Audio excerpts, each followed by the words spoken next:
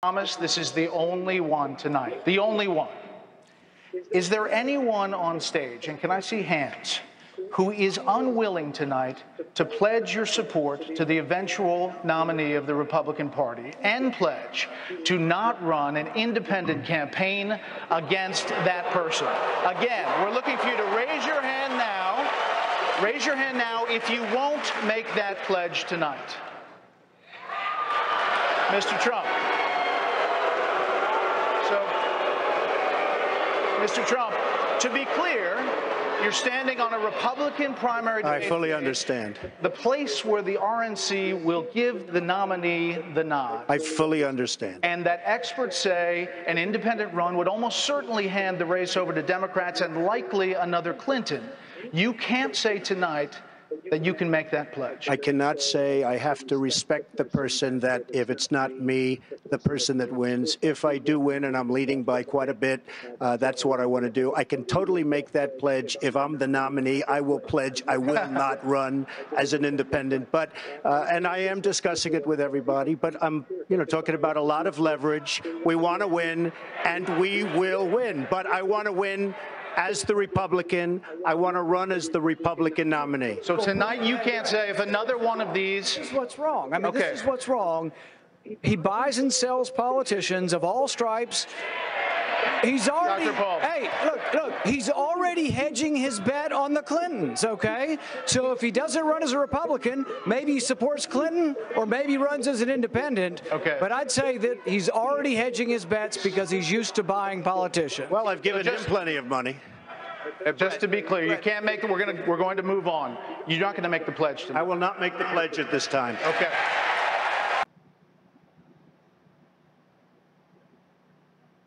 Mr. Trump, you've called women you don't like fat pigs, dogs, slobs, and disgusting animals. Only Rosie O'Donnell. Your Twitter account,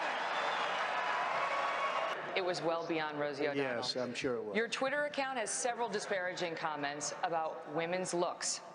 You once told a contestant on Celebrity Apprentice it would be a pretty picture to see her on her knees. You once told a contestant on Celebrity Apprentice it would be a pretty picture to see her on her knees. Does that sound to you like the temperament of a man we should elect as president? And how will you answer the charge from Hillary Clinton, who is likely to be the Democratic nominee, that you are part of the war on women? I think the big problem this country has is being politically correct. I've been challenged by so many people, and I don't frankly have time for total political correctness. And to be honest with you, this country doesn't have time either. This country is in big trouble. We don't win anymore. We lose to China. We lose to Mexico, both in trade and at the border. We lose to everybody. And frankly, what I say, and oftentimes it's fun, it's kidding, we have a good time. What I say is what I say. And honestly, Megyn, if you don't like it, I'm sorry. I've been very nice to you, although I could probably maybe not be based on the way you have treated me, but I wouldn't do that. But you know what? We need strength, we need energy, we need quickness, and we need brain in this country to turn it around. That I can tell you right now.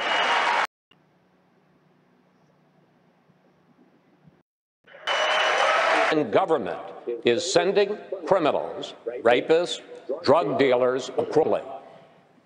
I'd like you're right next to him, tell us evidence that the Mexican government is doing this, but that you evidence that the Mexican government is doing this, but that you have evidence you have refused or declined to share. Why not use this first Republican presidential debate to share your proof with the American people? So, if it weren't for me, you wouldn't even be talking about illegal immigration, Chris. You wouldn't even be talking about it. This was not a subject that was on anybody's mind until I brought it up at my announcement, and I said Mexico is sending. Except the reporters, because they're a very dishonest lot, generally speaking, in the world of politics, they didn't cover my statement the way I said it. The fact is, since then, many killings, murders, crime, drugs pouring across the border, our money going out and the drugs coming in. And I said, we need to build a wall, and it has to be built quickly.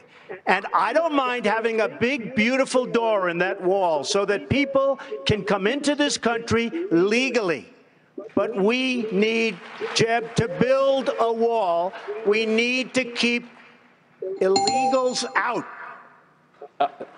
Mr. Trump, I'll give you 30 seconds. I'll give you 30 seconds to answer my question, which was, what evidence do you have, specific evidence, that the Mexican government is sending criminals across the border? 30 seconds. Border Patrol, I was at the border last week. Border Patrol, people that I deal with, that I talk to, they say this is what's happening because our leaders are stupid, our politicians are stupid, and the Mexican government is much smarter, much sharper, much more cunning, and they send the bad ones over because they don't want to pay for them, they don't want to take care of them. Why should they when the stupid leaders of the United States will do it for them? And that's what's happening, whether you like it or not. Series of questions deals with Obamacare and the role of the federal government. Mr. Trump, Obamacare is one of the things you call a disaster. Complete disaster, yes. Saying it needs to be repealed and replaced. Correct. Now, 15 years ago, you called yourself a liberal on health care. You were for a single-payer system, a Canadian-style system. Why were you for that then, and why aren't you for it now?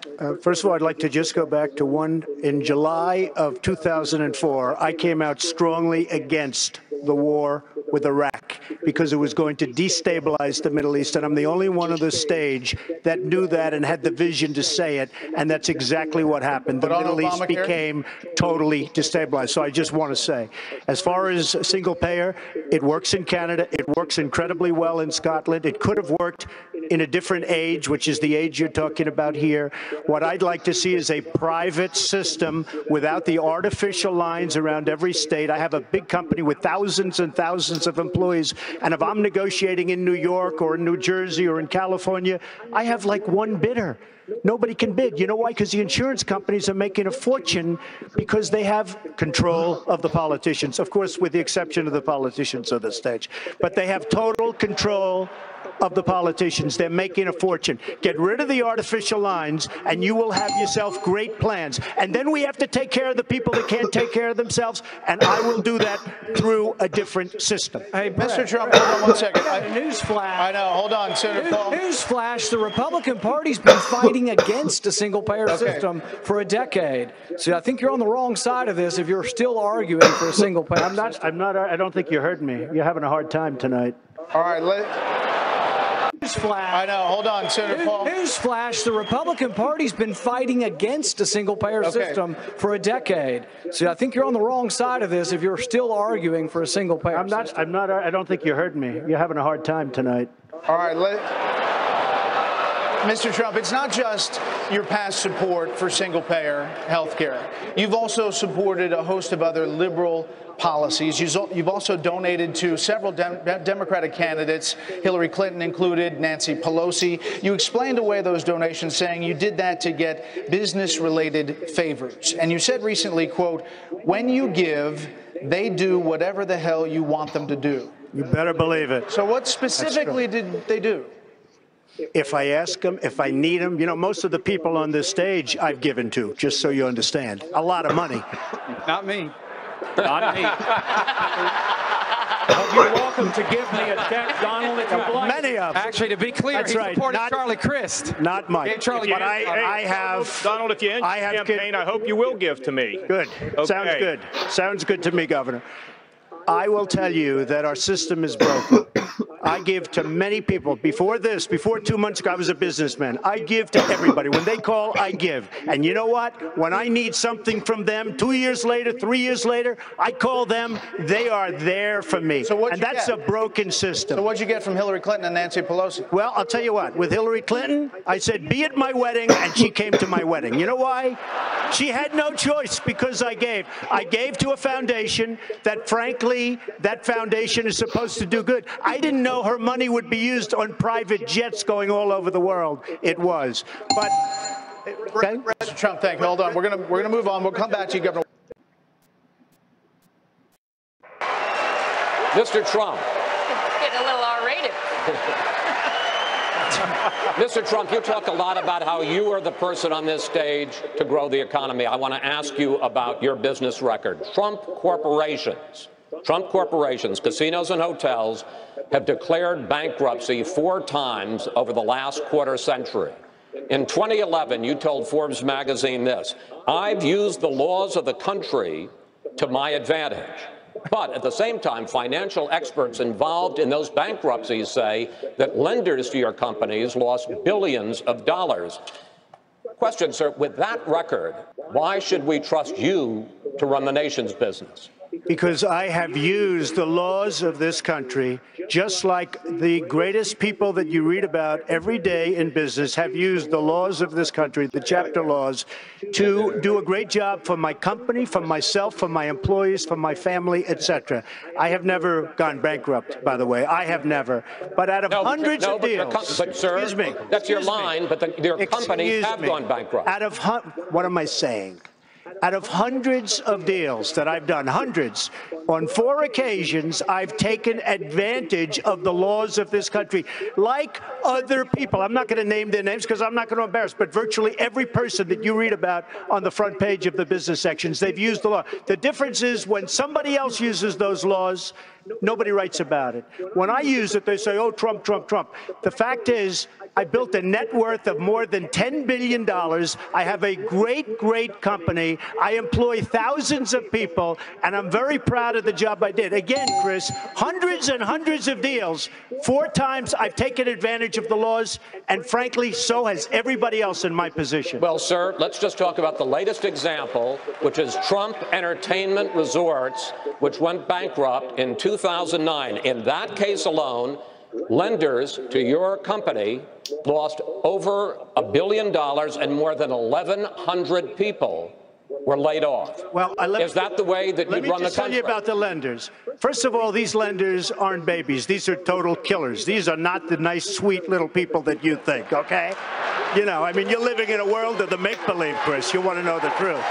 And I had the good sense to leave Atlantic City, which, by the way, Caesars just went bankrupt. Every company, Chris can tell you, every company virtually in Atlantic City went bankrupt.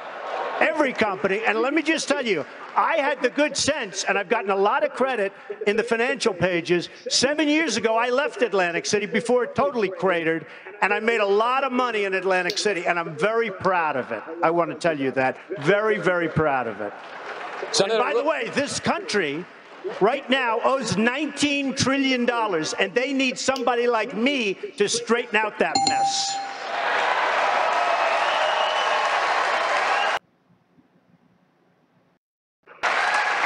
Mr. Trump, in 1999, you said you were, quote, very pro-choice, even supporting partial birth abortion. You favored an assault weapons ban as well. In 2004, you said in most cases you identified as a Democrat. Even in this campaign, your critics say you often sound more like a Democrat than a Republican, calling several of your opponents on this stage things like clowns and puppets. When did you actually become a Republican?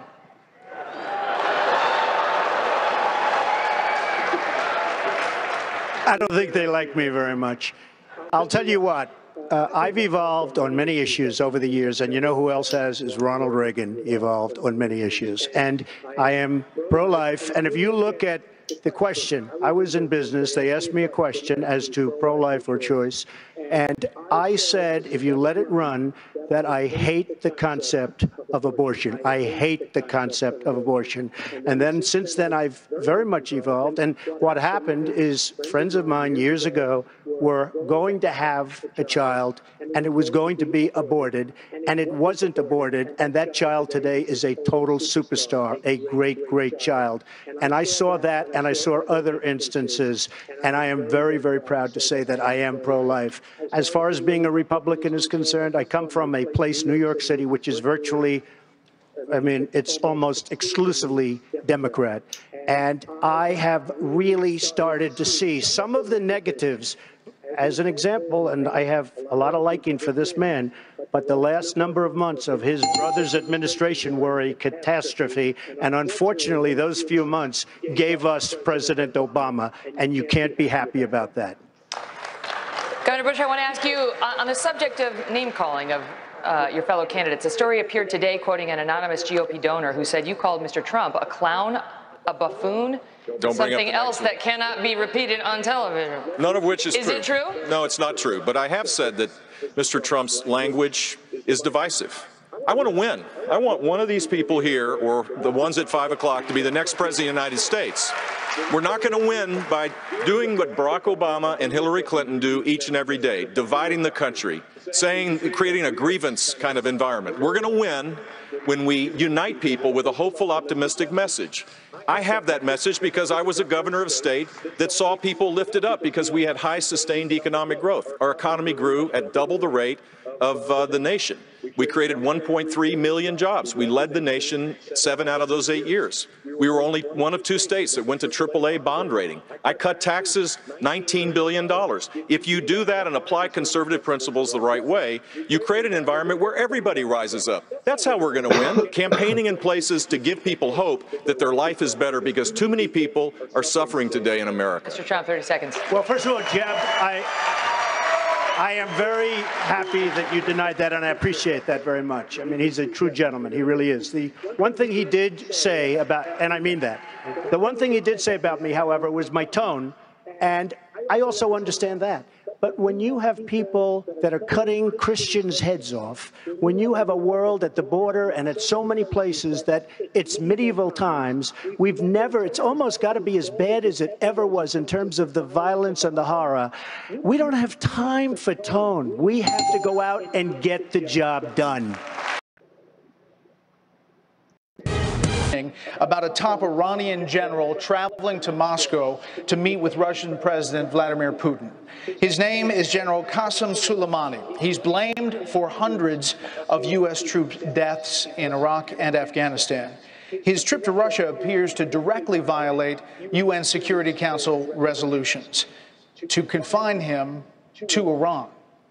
So, Mr. Trump, if you were president, how would you respond to this?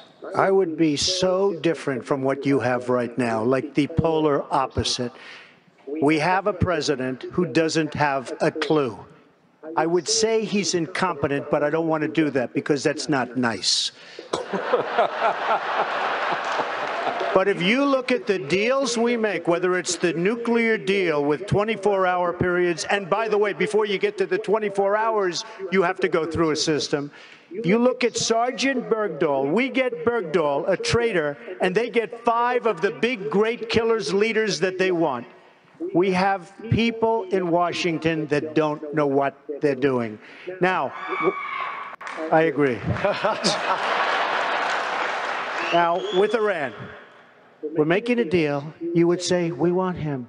We want him. We want our prisoners. We want all these things. We don't get anything. We're giving them $150 billion plus. They are going to be, I'll tell you what, if Iran was a stock, you folks should go out and buy it right now because you'll quadruple. What's happened in Iran is a disgrace, and it's going to lead to destruction in large portions of the world. Closing statement, sir. Our country is in serious trouble. We don't win anymore. We don't beat China in trade. We don't beat Japan with their millions and millions of cars coming into this country in trade. We can't beat Mexico at the border or in trade. We can't do anything right. Our military has to be strengthened. Our vets have to be taken care of. We have to end Obamacare, and we have to make our country great again, and I will do that. Thank you. Gentlemen, thank you. It's over. That's it. You relieved? You were nervous before? They don't look relieved. They're like, get me out of here. Thank you all very much. And that will do it.